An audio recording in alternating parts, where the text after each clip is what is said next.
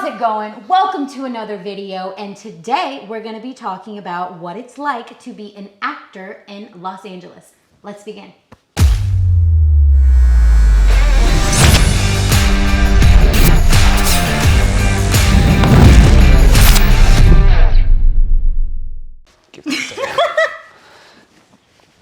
Move over. Apparently I'm not a good Phil Flock, ladies and gentlemen. You're the best Phil Flock. Way better than the original. I mean, I'm an actress. Thank you. So, as you could hear in the intro, we have Alyssa Brayboy here. She's an actress for what, like a billion years? Oh, very funny. I have been an actor since, oh my God, since I was like 12. So like... Shush. Like... 6 years? No, that's still, okay, well then I'd be 18. Okay, great. I don't want to be 18. No, I've been acting quite some time, but I have officially been acting in Los Angeles for 5 years.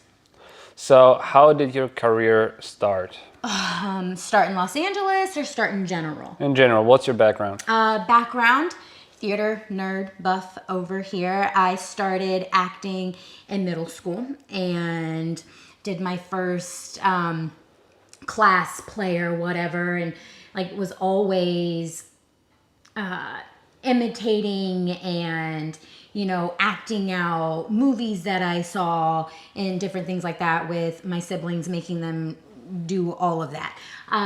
Did my first play in middle school. Found out, oh my God, I love this. I love being on stage. Went to a high school, a magnet high school specifically for the arts, Woodside.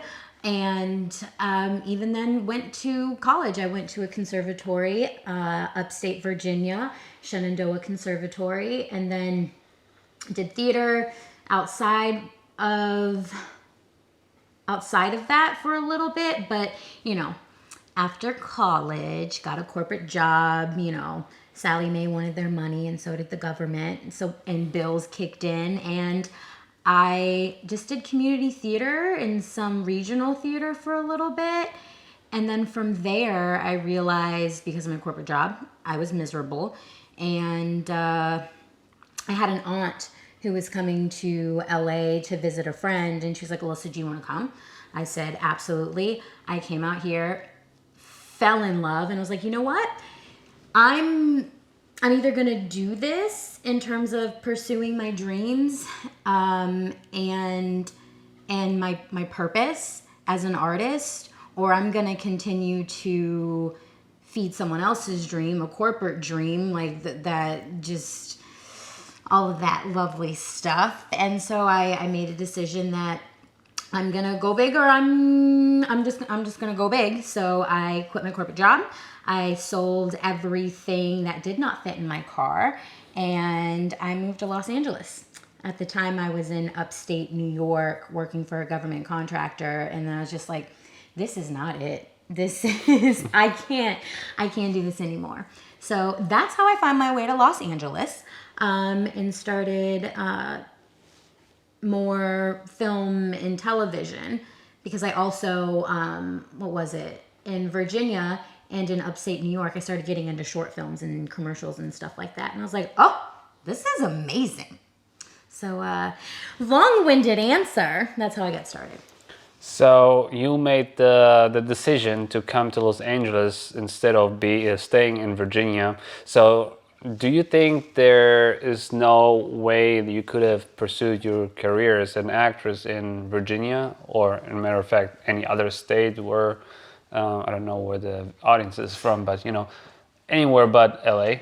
I definitely believe that I could have, and I was starting to, but at that time, I wanted to go all in. I could have been a big fish in a little pond for a while before I moved to Los Angeles. It's definitely possible with technology and everything that we have these days, because there's a lot of self-tapes, you know, there's so much work on the East Coast, but there was just something about Los Angeles that felt like home, and that there were more opportunities, and throwing myself into the ocean and learning how to swim and figuring this out. Something in me, I didn't know at the time, knew that there would be this exponential growth. There would be different opportunities to network, different lifestyle, a different hustle, very different hustle. And it would force me to not stay comfortable, because I don't have anybody here, in terms of family. Like, it was, I had to learn how to fly, how to swim, how to tread water, all of the things, and grow really fast. And that's what I needed for what I knew my dreams were. So I could have, I decided not to, and I'm glad that I did. So what would you say, let's say we have a few actors, actresses out there, and they maybe want to go to Los Angeles. What is for you like a top 5 checklist, the things you have to do prior moving or after moving? What is the 5 most important things you have to do? Save. Make sure you... I saved to a certain extent, and I had a good chunk of change in my bank account when I came out here. But y'all, it went like that. I moved out here. I didn't have a job. I didn't have a place to stay. I had no idea what I was doing. But I had about 15 grand saved up. And I'm not like that last... So like 2 months rent. Yeah, and I didn't know that either. I did some research, but yeah, it lasted me 3 months before I was like, oh my God, like, I need a job. So ladies and gentlemen, please prepare better than Mrs. Brayboy here. Yeah, so definitely save. Definitely make sure you have a place to stay and a potential job lined up. Those are the top 3. The other 2, I would say... For the place to stay, I made a video about where to stay in Los Angeles when you pursue filmmaking or acting as a career, so you can go check it out right now if you want to. Yes, I would then also say, when I got here, I jumped into class. It's very different in terms of if you come from a theater background, the classes that you took in college or in high school, there are different techniques out here. I would highly encourage at least checking out and having a class or a workshop or some type of education, so that you can get your feet wet and start like feeling and looking at like feeling what it's like in Los Angeles. So definitely look into classes, workshops, maybe some internships at different studios, like some type of something that's getting your foot into the door of this world. And then last but not least, what would be one other thing? How about finding management, or Yes and no. or show reel so you can show your work? Oh, headshots, duh. Like, have your materials. Have your materials. At the very least, a nice simple headshot of yourself, and And we're not talking about selfies. yeah, no, Lots of people send me selfies for that's wild. Don't do that. A decent headshot of yourself, and either and I understand you're coming out here and you may not have substantial material under your belt, but casting directors just they want to see what you look like on camera. They want to see your training, your skills. So it's a matter of, you can put a monologue on tape, a self tape, grab someone and put a scene up. It's okay to have that. And I've been told by so many casting directors, it's totally fine to have a monologue, or if if you have permission from like what the audition, like who the casting director was, like you can put a self tape up, or you can just grab a scene from a play and put that up. Just have something that showcases your strengths, like right out of the bat. So those 5 things definitely save. Have a job lined up, have a place to stay lined up, look into some type of education to continue your training, and make sure you have your materials together. When it comes to headshots, how much do you pay these days for a round of headshots? It depends. And every photographer has their different rates for, their own reasons. It's the same. Give us a number, come Oh, on. Jesus.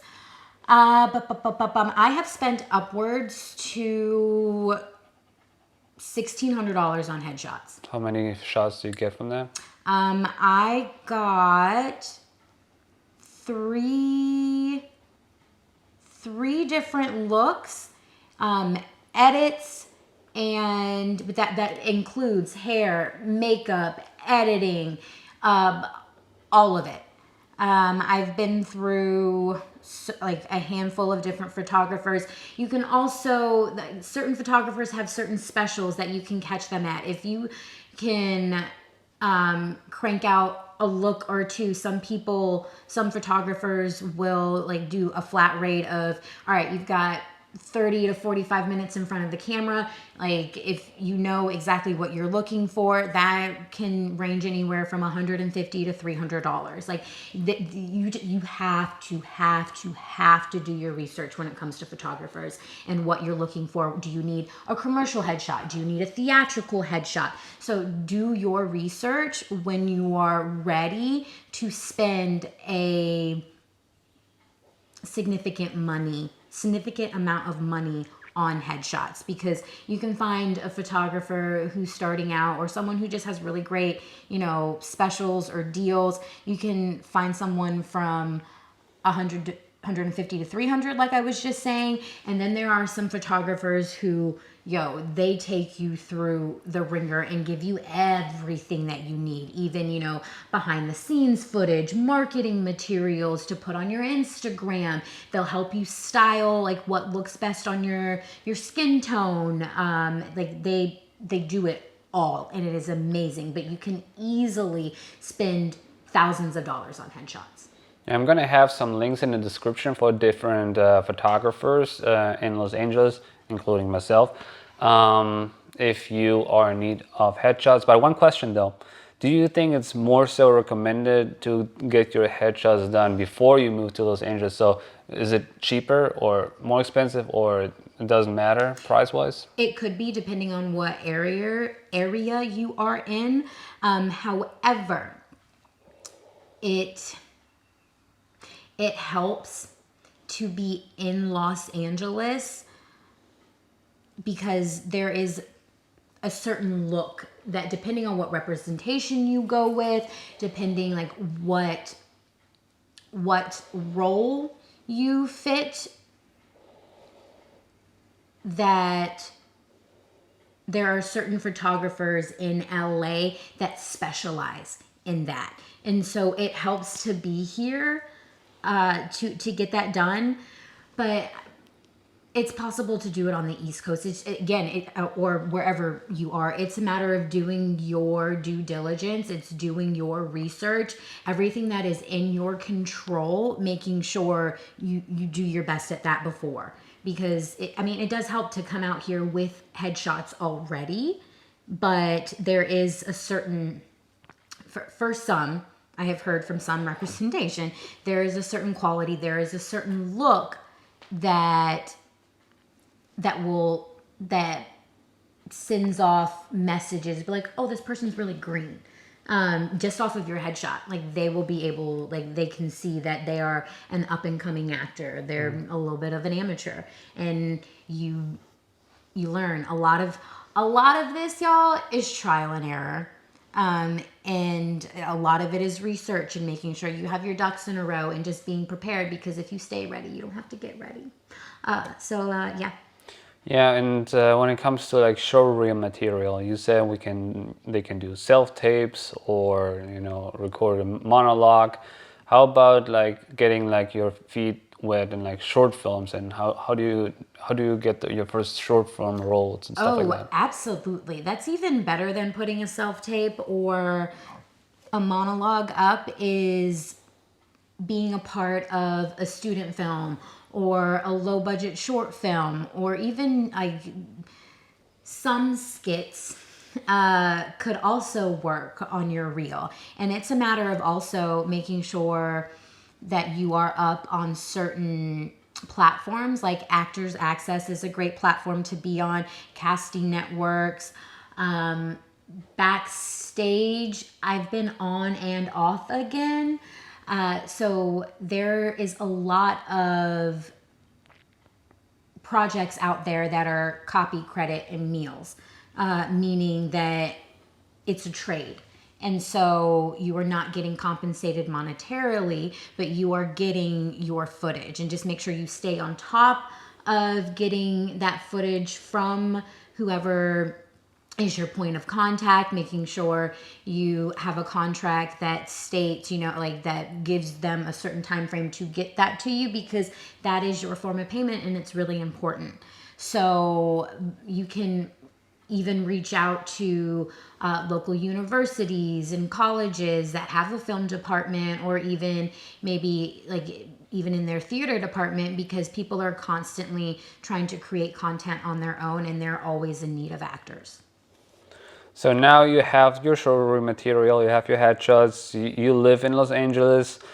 How do you get representation? Isn't that the next step? Yes, it is. So how And do you do that? there's so many different ways, but the way that I have found the most effective is writing out a target list of who you want to be represented by, which companies, which individuals. Check out IMDb Pro. That is a great account to have, because it shows you all of the different agencies, management companies out there, who their clients are.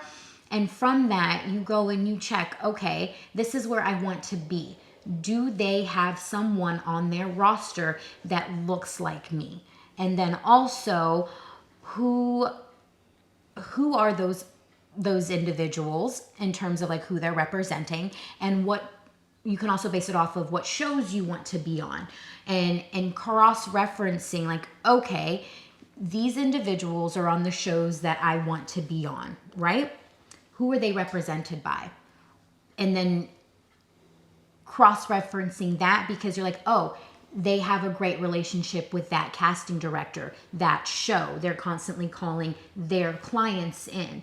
So through that, on IMDb as well, some individuals have their contact information. There's an email. And so it helps if you make a spreadsheet on this, because then it's a matter of, yes, cold emailing and having your materials together, sending a specific email so that they know you didn't just copy and paste and send the same email to everyone. There's a reason you want to be represented by them. Explain that to them.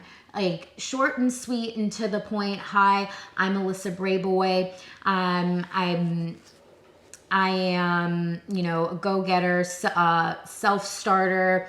I see that you represent, A, B, and C, and they've been on, this and that show. I would love to sit down or Zoom, set up a Zoom call so that we could discuss potentially being represented and working together. Representation is a two-way street. Once you get representation, it doesn't mean that you're constantly going to be auditioning, that you're going to be booked, this, that, and the third. You guys are a team. You're working together. And so it's just as much about what you are bringing and the value that you bring to the team, as much as what they bring to elevate and advocate for you. So it is a matter of showcasing, this is who I am. This is what I bring to the table. I think if we sit down at the table together, we can do great things. So it is a matter of putting your special touch on an email and reaching out to the individuals that you wanted to be you want to be represented by. And you have to follow up. Like sometimes you'll hear nothing. And so you give it a couple months and be like, hey, Alyssa Braveway again, checking back in. I'd still love to set up that Zoom call. Hope all is well. Or checking in with, hey, just wanted to let you know I just, had this audition and got a call back. Like any little win or any like touching point, like they want to see the effort and the work and the consistency within you. And so it is a matter of making sure that you follow up and you do your due diligence, because it's not going to happen right away. Finding representation is a process. Now, there are also workshops that can help you find representation. One of the biggest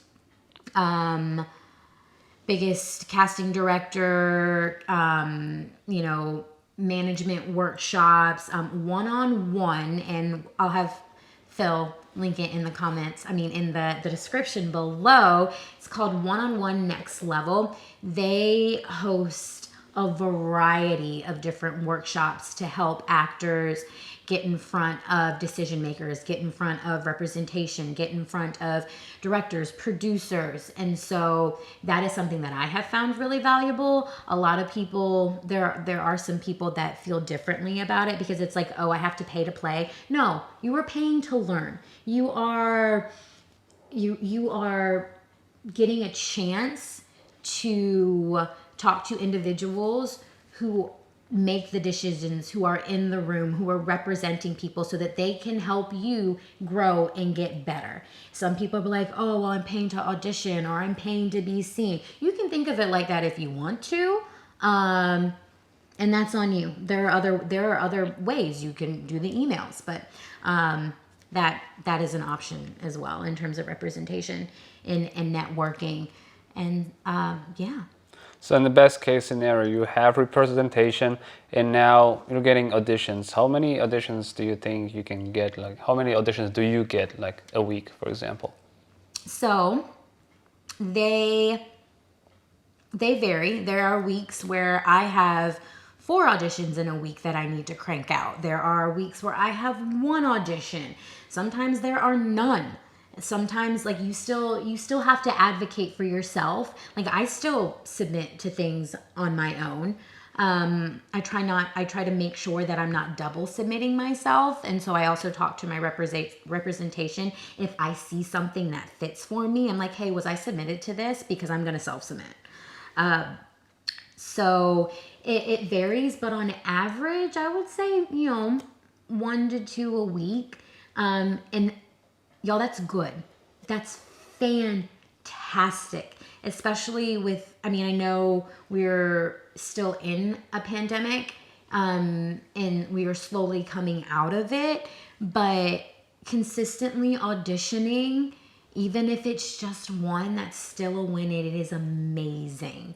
So try not to get too hard on yourself of like, oh my God, I have representation. What's happening? I'm not auditioning. Like, I don't like it. It varies. There are, it ebbs and flows. There are, hot months, there are slow months, and it just, you have to keep doing. And just because you're not auditioning doesn't mean that you can't be working on your craft and putting yourself up on things and working on it with someone else or by yourself. Yeah, and when it comes to auditions, when I record your auditions or other people's auditions, I always like to go, over the top, technically perfect, like using my film camera, perfect lighting. But do you think that's necessary? No. It helps. Yes, there is a level of quality that sets some self-tapes apart. Like, absolutely. But an iPhone, like a camera phone, like it works just as well. As long as they can hear and see you clearly, like that is the most important thing. Now, I see the difference in terms of, when we use your camera versus my iPhone, but to casting directors, because also, you guys, file size is so important. for casting directors. They're getting all of this tape, all of these tapes, all of that data that they have to download. Typically, anytime that I have sent a high resolution self-tape, I have gotten an email back. They're like, Alyssa, we need you to shrink this. Like, this is too big of a file. So sometimes it doesn't even matter. It can hurt you if your self-tape is over 100 MBs. Yeah, they always want it under 100.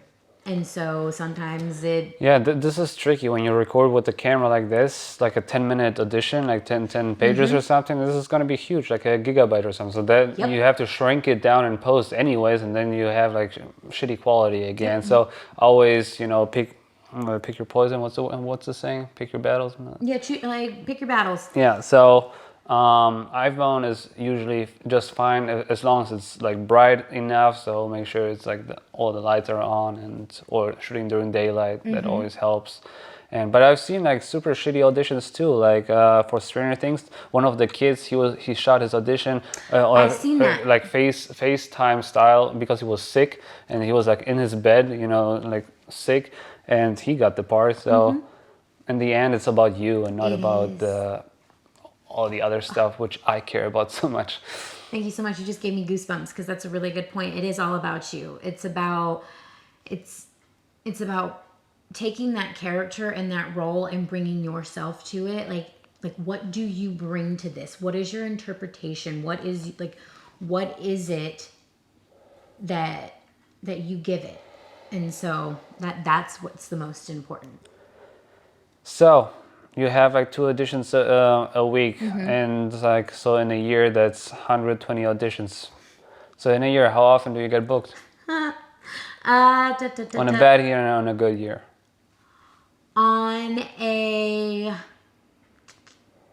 Right now, on a good year, once or twice. So you do all this work, all these workshops, all those auditions, all this educating to get 2 jobs a year. Yep. Sometimes, okay, you said good year, like 3 to 4, like one a quarter. One a quarter is a good year. And I'm grateful because with those, and it's just going to increase because you are starting off, you're a risk. You're such a risk to the individuals that are spending the money and making the decisions. They don't know how you're going to act on set. They don't know your set etiquette. They don't know if you're going to be a pain in the ass.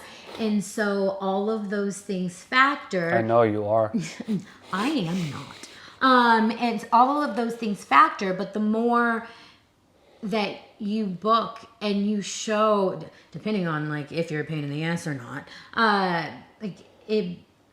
the relationships that you build and the connections, they grow stronger. But like she was great, would love to have her back, super talented, on time, like stays in her lane, like our job is to make everyone else's job easier. Show up, go to work, do what you're supposed to do, and then you just hurry up and wait. It's what happens a lot. But yeah.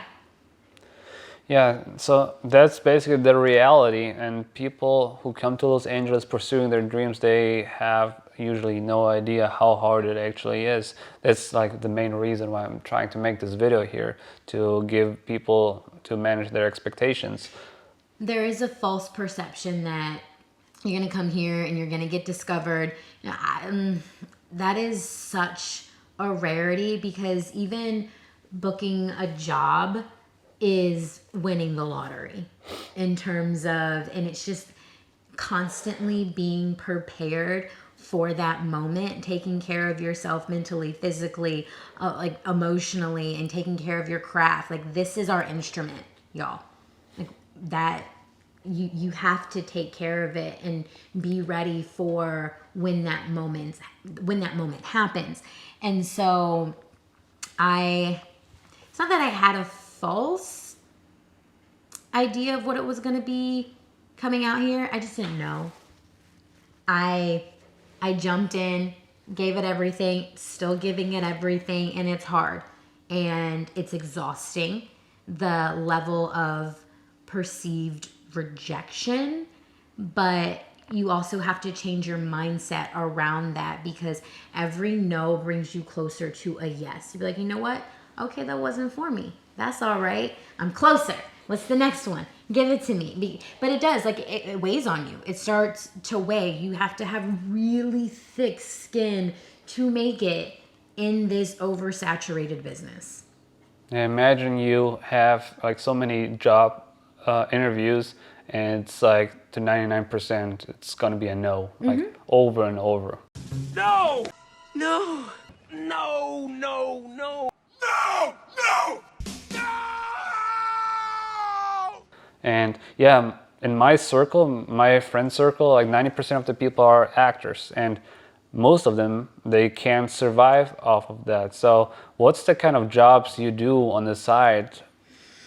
And like, because I can imagine, like most of the time you have available, you want to spend on your craft, right? Yep. So the jobs you do have to be time efficient. Yes. So when I first moved out here, I mean, I have done all of the things, y'all. I'm gonna get real, raw, and honest with you. When I moved out here, I was a waitress for a while.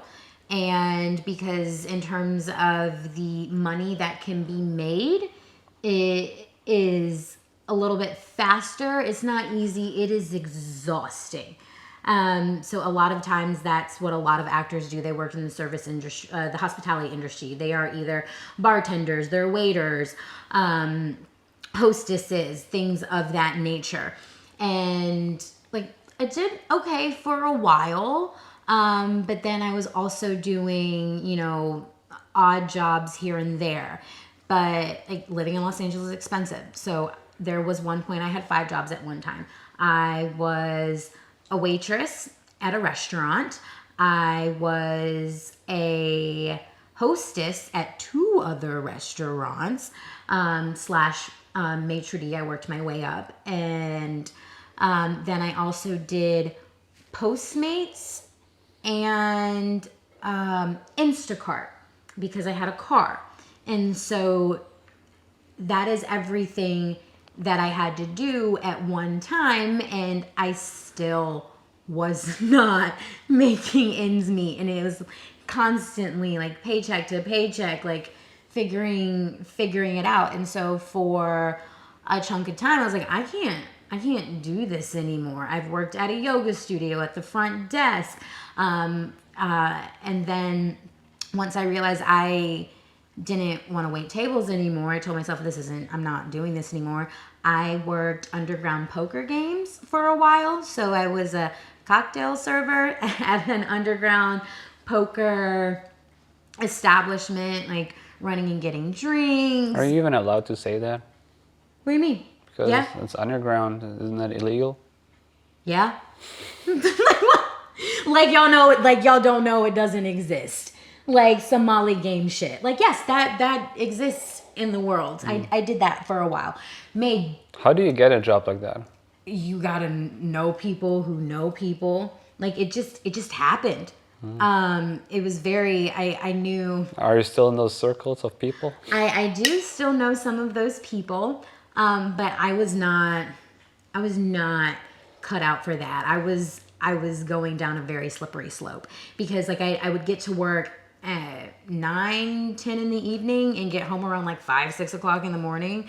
Granted, one night of working, I made my rent for the month plus some. I think there was one evening I made like $2,000 in that amount of time. And so, but whew, it's a lifestyle.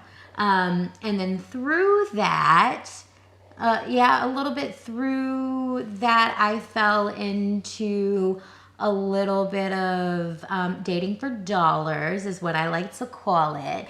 So like some, sex work, sugar baby, like sponsorship world. which is also very lucrative if you are okay with that. If you can sustain, because that is also a different lifestyle. It's emotionally taxing. It is a different kind of hustle. Like, and it can go in so many different ways. You can just date for dollars and be in someone else's company, and they will pay you for your time. Like, then there are some who want a little bit more for your time. And you just have to figure out what your boundaries are and what you are okay doing for money. And so, But that's in like a legal gray zone, right? Because it is legal. It's like through a website and stuff like that, right? just because it's through a website doesn't mean it's legal. Okay. Like they, Well, what's the website? Where did you do that? they're, what are the two? Sugar Models, I believe, and then, oh man, Still in the description. But there's one more. would you recommend it to someone or no? It depends on who that person is. So you wouldn't say like a clear no. It really depends on the person. I wouldn't, there was a balance. I'm not gonna lie, there were times where I absolutely enjoyed it. And then there were times where I was like, I can't believe I'm doing this. I don't like it. This isn't who I like it. So what is like a very good experience you got from that? To a certain extent, I got paid for being myself and like being a high paid therapist who looked pretty like on somebody's arm. And I had a certain client who wanted to take me to see plays and to go to dinner and to like listen to me talk about what makes me happy. And Shout out to this client. yes, and like what my ambitions are, and just really just wanted to sponsor me and enjoyed the conversation because I'm like I'm intelligent, and he wanted to talk to someone and take someone somewhere and present to his family that, you know, could like stand their own in a conversation and enjoy nice things. And just, and it blew my mind. You guys, there's so much that you can do to make money in this world. It's wild. But with that, you always have to have a system to protect yourself so that people know that you're safe, who you're with, what you're doing. Like I had a whole thing set up to where Alyssa, y'all know, Buttons Babes, all of that. Anyway, like she knew where I was going, what the fuck was up, and like we had a system, because yes, there's so much you can do in this world to make money, but it can be dangerous. And so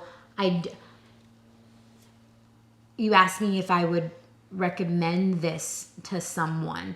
I can't do that. Like, you have to make that decision for yourself. Like, I made the decision for myself. You have to decide how bad you want something and what you're willing to do, but also protecting yourself. Like that, it's a part of the life experience. And that is one thing. I got a lot of life experience out of it, and so much to write about and content to create, because it's a whole other world that isn't seen as much, and it's very glamorized in some spaces. It's very, put down in others, and it's so interesting because it's also just, it's human. In terms of a lot of what I experienced as a sex worker and as a sugar baby, if that's what y'all want to call it, was that a lot of people just want companionship. They want someone to listen, someone to experience things with. And sometimes it's easier just to be upfront and pay someone for their time. It's an exchange. It's a value exchange. And so that's my little honest 2 cents. Thank you. If you guys are interested in more about that, Alyssa has her own little show on Sundays called Buttons of the Week, and they are pushing all these buttons where other people are uncomfortable to talk about. So if you're interested in that, definitely check out this show. I'm shooting it. Yes, it's. But where, speaking anyway. speaking of exchange, there's like other exchanges you can do too. Like for example, me as a cinematographer, I always look for actors to shoot with. So this is how Alyssa and I we started to work. You know, she's my actress. I shoot her show in exchange. So everybody has like a benefit. Those microphones we talk to right now, she sponsored them because I'm shooting her show, so it's a win-win. So it's there's all kinds of exchanges you can do with other artists too. If you are an actor, if you are a filmmaker, really, everybody has to bring something to the table, and it's just important. That's why it's important to network with one another. Yes. Also, another way in terms of making money out here that is less scandalous. I dog and house sit a lot. People in Los Angeles love their animals. They want people that are going to be good to their animals, and so that their precious babies can stay at home while they're doing what they need to do, whether it's business, whether it's pleasure, whatever. So that is. How do you find those people though? Also networking, but there's also sites for that. You can check on Craigslist. You can check at is it Neighborly? There's, or you know, talk to friends or make friends with people who have animals. Reach out to small business owners, sometimes I also like creep on Instagram, like in terms of like all of the things that I just talked about, whether like representation, Instagram is a great platform to figure out who people are, what their hobbies are, if they have animals, like all of that. Cool. I think we covered most of the stuff which is to cover. Do you have anything to add? I have to add that this is not for the faint of heart, and it takes a lot of hard work, but it doesn't mean that you can't do it. Another thing that's really important out here in Los Angeles is a support system, because there are times where you are going to want to give up. There are times where you're going to think that you are not enough. There are going to be times where you don't know why anymore. And so surrounding yourself with people who, when you are down, can help pick you back up, or like be like, yo, no, like what are you talking about? No, come on, we're not going that way, we're going this way. Because there are definitely times where I'm down, I doubt myself, and I have wonderful individuals like Phil Flock and Alyssa Vasquez, and your support system is so important, because it's hard out here in these streets, y'all. You know it's hard out here for a pimp when you're trying to get this money for the rent. So you need people. You cannot do this by yourself. You need a team, and you need people who believe in you even as much as you believe in yourself. That's just crazy, because when you see you from the outside, like the passion you have, like your eyes are glowing when you talk about acting, when you act, then even you break down, and it's like, it's insane. Like, it reminds me of a story. I went to a party once, and I was just overhearing a conversation, and this one guy asked the other, so what do you do? And he said, I'm an actor. And that just showed me how broke inside lots of actors are, because all those no's they're hearing all day. So they don't even take their own profession seriously anymore, because like everybody in Los Angeles is an actor, so they don't feel special as an individual anymore. And that, it was just a small moment, but that had a big impact, and I remembered that. One of my teachers, I learned something the other day. It's because what we do, y'all, it's hard work. Like, it's hard work, but it's like heart. I'm sorry. Microphone. It's heart work.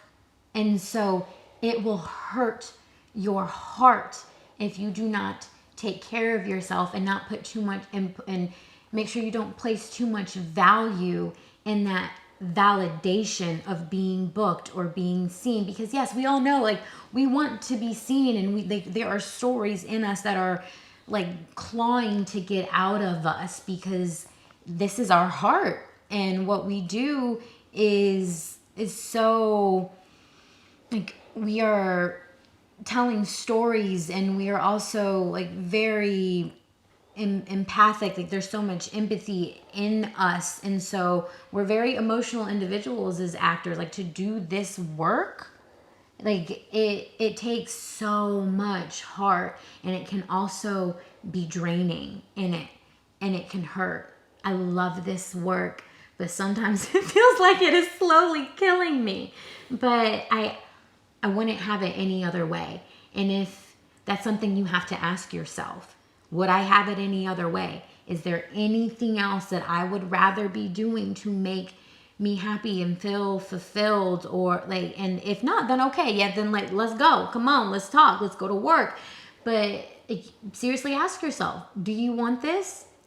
Because it's gonna hurt. It's gonna feel good, and it's fulfilling, and it's all of the things. But a part of all of the things is that heartbreak, is that, like, so learning how to balance that is also very important.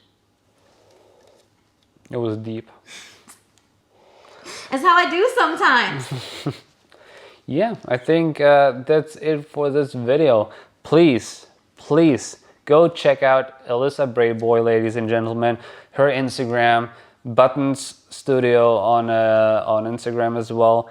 YouTube, Buttons. Yep. It's all in the description. Go check it out, because she's really creating some good stuff. We're creating cool stuff together on Infant Cinema. Go check out her OnlyFans as well. Free subscription, guys. Yes, that's a thing too, y'all. Y'all can make an OnlyFans. Like, it's out there, and I'm not gonna lie, I just keep getting better. There is some good shots there. I know. Anyways, thank you so much for watching, and see you in the next video. Bye. Bye. Nice.